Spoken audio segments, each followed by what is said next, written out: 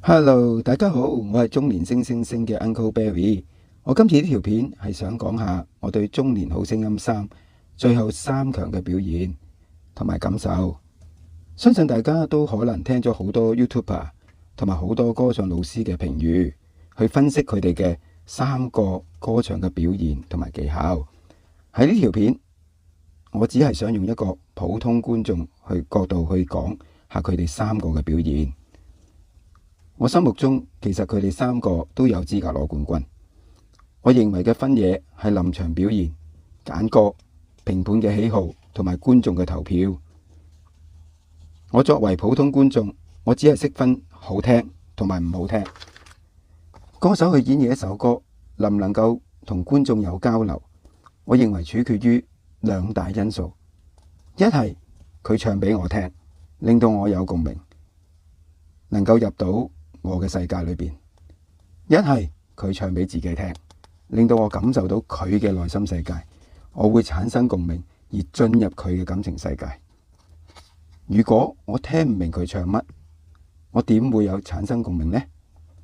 所以先決嘅條件就係我明唔明佢唱乜，所以咬字係必須嘅，否則我真係投入唔到佢嘅世界咯。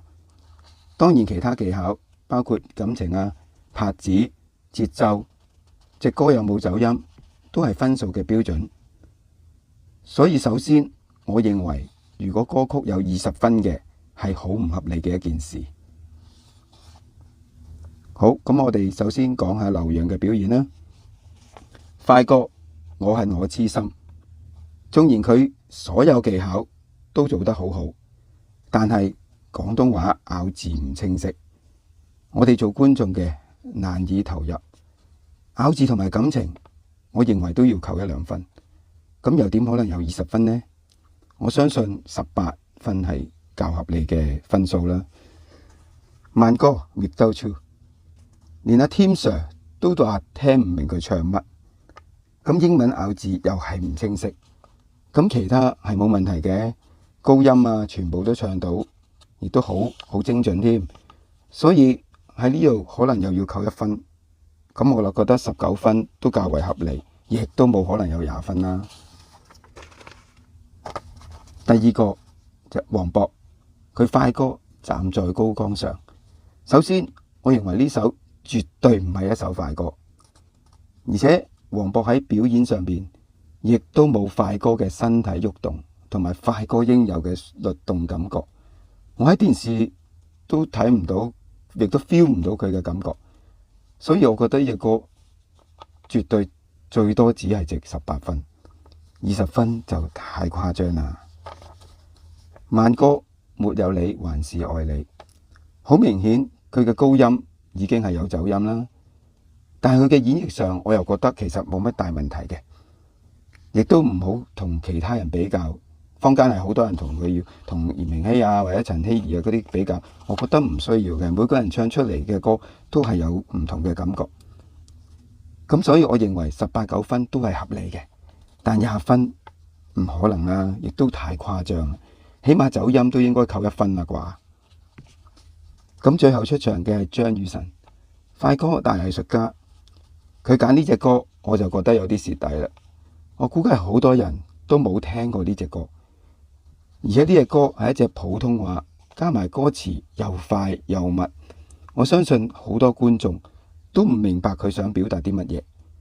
當然投入感自然會大大減低啦，但係你現場睇舞台感係十足嘅。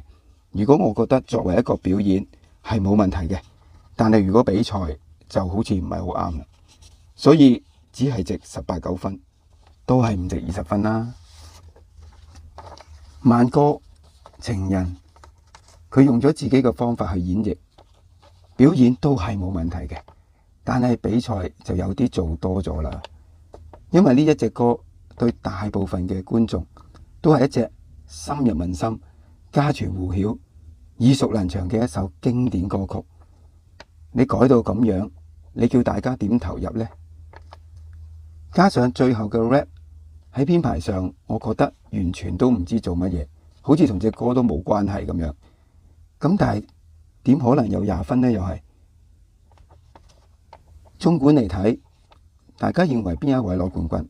我認為都無需爭拗，大家各自去擁護自己嘅偶像，無需再去比較。反正中三都圓滿落幕啦，不如寄望中四睇到更多歌手有更好嘅表現，咪仲好。如果大家對呢條片有咩想留言嘅，歡迎喺留言區度作理性嘅交流，千祈唔好人身攻擊。如果鍾意我呢個頻道嘅，可以繼續讚好、分享，同埋記得撳埋訂閱掣喎。我以後會繼續唱多啲歌，拍多啲片，同大家分享。咁呢條片到呢度先啦，下次再會，拜拜。